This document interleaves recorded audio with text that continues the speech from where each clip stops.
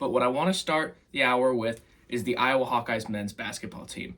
No shocker there, it's what I've been talking about on all of these on-camera episodes, but there's been some very interesting developments. So, first off, my prediction of Iowa against Purdue did not age very well. In fact, it was ridiculous.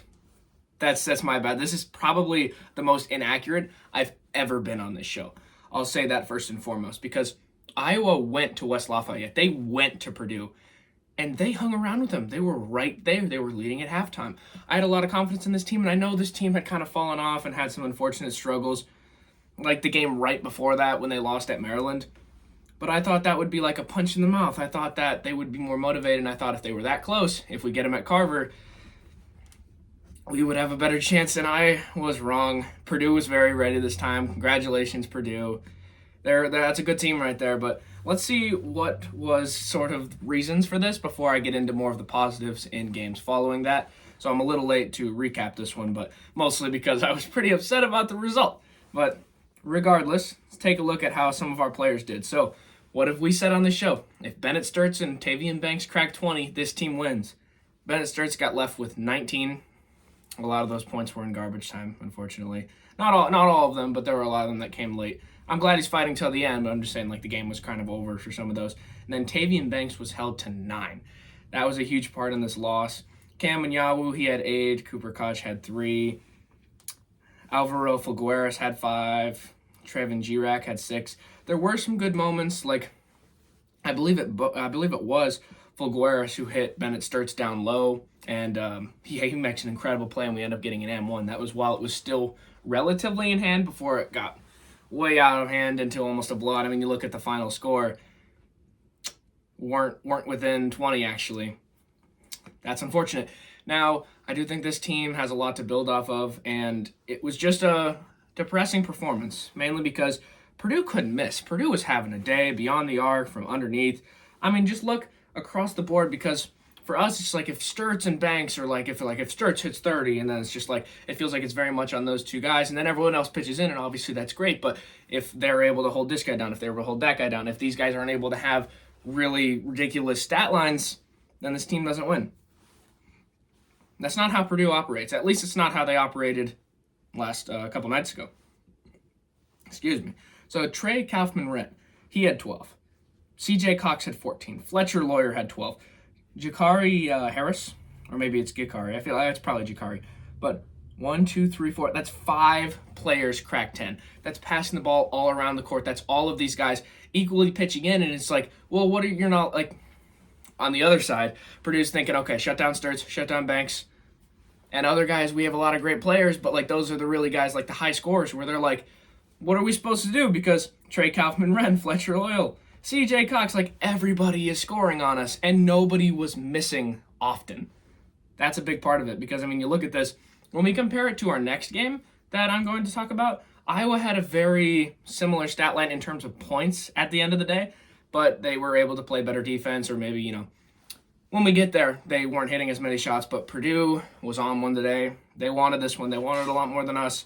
Purdue moves to 21-4, and they're number 7 in the country. They were number 13 when we played them.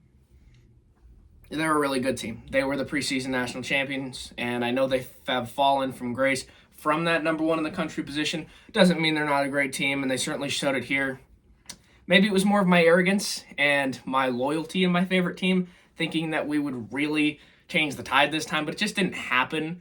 And it's just one of the more unfortunate results of this season, because it really felt like this game could have turned things around, because obviously that Maryland game wasn't great, and it was kind of awkward because we hit that skid that we talked about a few episodes ago. Purdue was one of those teams that we lost to in a row. Purdue, Illinois, Minnesota.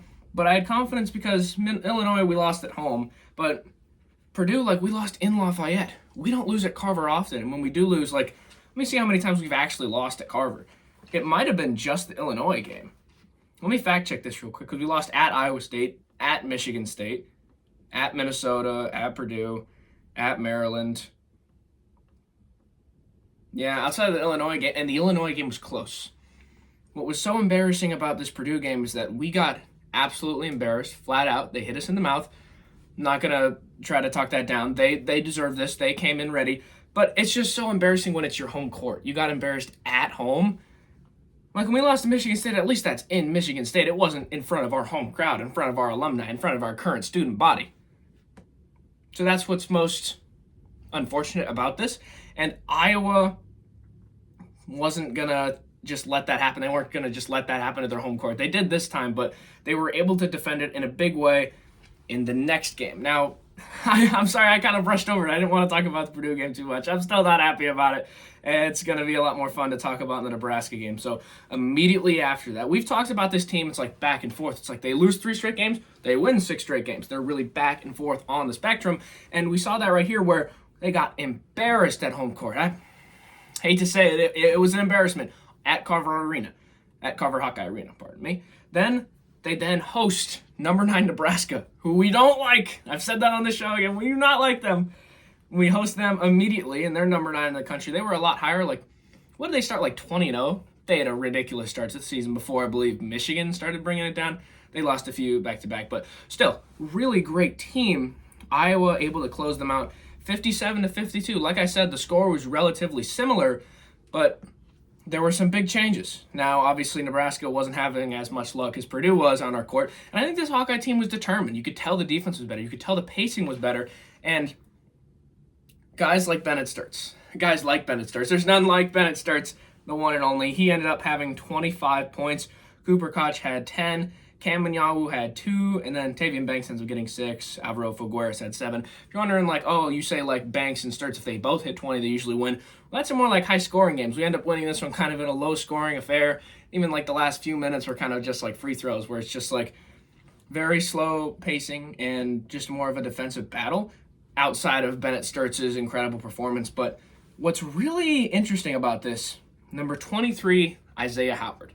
I just want to bring this play up real quick because Iowa hadn't scored in over 4 minutes. I believe it might have been tied at 39 at this point. No. Like, they were starting to lose the lead. They were starting to lose the momentum. And Nebraska ends up creeping back. And then I think Nebraska did end up taking the lead. Pardon me for saying that. But Isaiah Howard, he hadn't scored all game, and he will not score after this. Sturts has the ball. They haven't scored in a long time. You can tell those guys are frustrated. They're upset. And after that Purdue game, they're like, man, there's no way we're throwing this one when we had this one. What does he do? He kicks it out to Isaiah Howard, who hasn't made a bucket all game. And Isaiah Howard rings it in and knocks down the 3. Those might have been the most important 3 points there. Because right after that, Iowa was able to tie it up at 41. And it's not just about the fact that his points let them tie it from a point standpoint, but also a momentum standpoint, because Iowa hadn't scored in several minutes. So to get that one, to reclaim that momentum, to take the game back into our hands is why that was so important. And Sturts with the awareness, because he had some crazy plays down the stretch, but to pass it out, knowing that all eyes are on him, knowing that Nebraska is watching him from all defensive standpoints, to kick the ball out to Isaiah Howard, who hadn't scored all game. He's on an island. He knocks it down. That might have been the most impactful 3 points of the entire game because of how much it flipped momentum, of how much it got back into the game. Because if you've ever played basketball, you know about momentum, and you know about getting in a rhythm, and you know about, like, some players, like, oh, once he sees one go in, once he gets one to fall, then he'll start getting into a rhythm. That can work as a team standpoint as well. Once they start seeing buckets fall in, that helps with momentum as well. I mean, that's a pretty basic statement. It's like once you start making points, the team starts believing that you can score more points. But nonetheless, that is really important from a team standpoint. And that's why those 3 points are so important. But you're looking at this game, you're only up by 5 at the end of the game. And some points like that are so important. If Isaiah Howard doesn't hit that shot, we might be talking about back-to-back embarrassing losses at home court. This one wouldn't be as embarrassing because we were in the game, but nonetheless, it's more embarrassing to almost like throw it when you had that in your grasp. But regardless, Iowa has a ranked win, finally. The first one in the Ben McCollum era. And isn't that crazy? Our head coach is Ben, and then our best player is Ben. Almost like that's the best name. Might be. Anyways, but Bennett Sturts, I mean, what do you say about this guy? 25 points. And he had a couple of rebounds, a couple of assists as well, but every point mattered. As we said, that Isaiah Howard bucket, the one, like, he hits one shot. that's the reason we win this game. Like, Sturts has 25, like Cooper Koch has 10, like all these guys score, but if Isaiah Howard doesn't hit that one shot to get the momentum back, to give us chances to tie it later, to give us chances to take the lead later, then we're probably talking about a different result here. That's why every point matters, not just from a point standpoint, but from a momentum standpoint. Once the team starts seeing those go in, guys like Sturts, they end up getting going down low and late in that game. But Nebraska definitely brought the heat, and we'll be seeing them again in Lincoln, so we'll see how that one goes. But like Price Sanford, he had an incredible game. I mean, he only had 13 points. He kind of like slowed up later in the game, but like early, like he had some crazy shots. I believe he had one down low. There was one play I was kind of confused about. They called goaltending on Tavian Banks. Kind of looked like a LeBron chase down block style. I guess he was just a little late, but it felt like a huge moment. It was like, oh my goodness, and then that momentum gets stripped away because like actually he was a little late. It's a goaltend. Then that reverts back to momentum, and that's why every piece of momentum that you're able to get is so important when you have depreciating plays like that. But this was a really great performance by Iowa. It really was. And Nebraska obviously is a great team. I mean, they were ranked above Purdue, not anymore, but like Nebraska, that's a great team. It really is. And it's so awesome to get this type of win because Nebraska is supposed to be better, obviously, but historically, Iowa's usually better. And we've kind of been big brother to Nebraska, especially over the past few years. But it's so much sweeter to get a win on them at our home court when they're the ones favored, when they're the ones ranked, and then we see a court rush. I'd said I was hoping to see one against Purdue.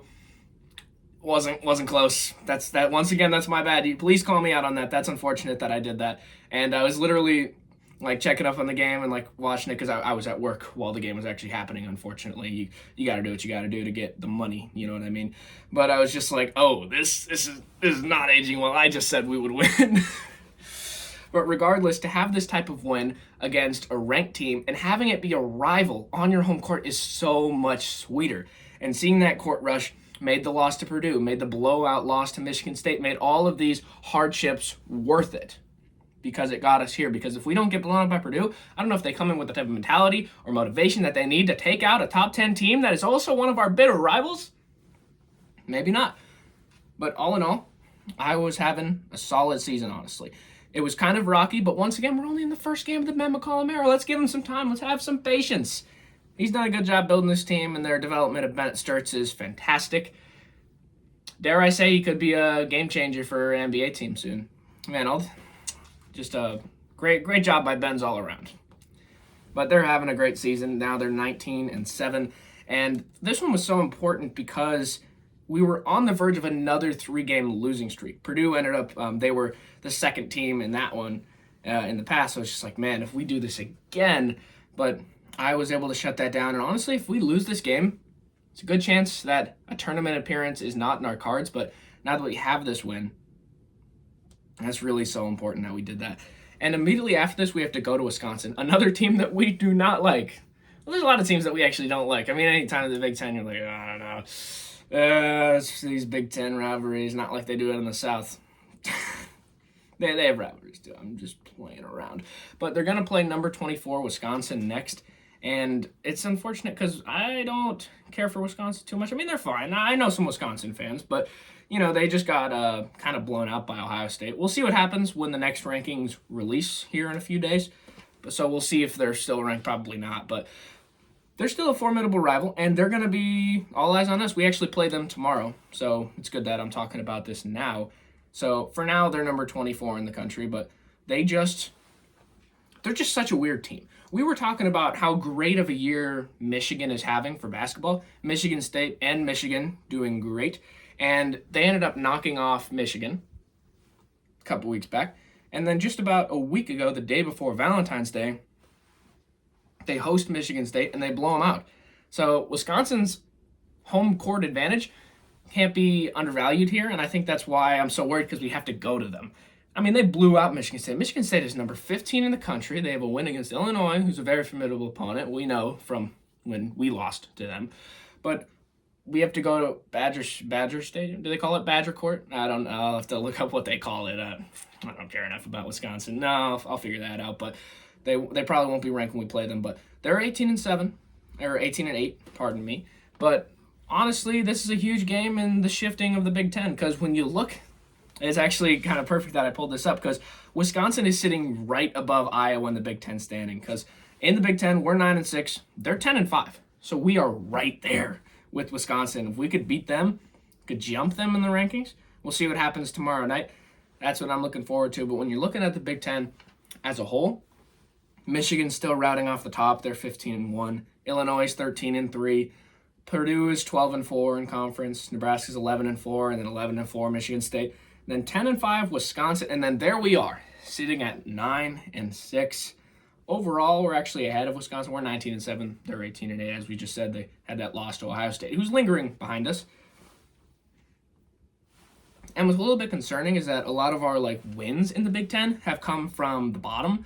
You look at Oregon, Northwestern, Maryland, who we split with, and then Rutgers, and then Minnesota we actually lost to, and then Washington we beat, USC we beat, but I don't know if we should have beat them, but we did. The scorebook, the stat book says that we beat them, so that's what I'm going with. And Indiana, we ended up beating them as well, and UCLA. So those are a lot of our wins. But when you're looking at the top half, like Michigan, no. Illinois, we lost to them. Purdue, we got swept. We got swept by them. And that's why you see number 4, Nebraska. That's why it was so important, because it stamps our name as a legitimate Big Ten contender. Maybe not legitimate, but definitely not illegitimate. We're not at the bottom, because that's where all of our wins were coming from in the Big Ten. It was all from the bottom. So to get a win of this type of caliber, because the only ones that we've had before that were all behind us. We'd be you can go down the line, UCLA, India, just looking at all of these teams, those are all of our wins. Those are the teams that we're beating. That's another reason why it's so important, because it's hey, this Iowa team's pretty good. Maybe they deserved that number 19 in the country ranking that we got way back then. But we got a great chance to jump Wisconsin tomorrow night. It's going to be tough out in Wisconsin, because they have a solid home field. I just want to talk about football. Home court advantage. But look what happens when they go at Ohio State. They lose by double digits. But then at home, they beat Michigan State. On the road, they lost to Illinois in overtime, albeit. Illinois is a formidable opponent. They're still number 10 in the country. They lost at Indiana. But then they beat Ohio State at home. They beat Minnesota at home.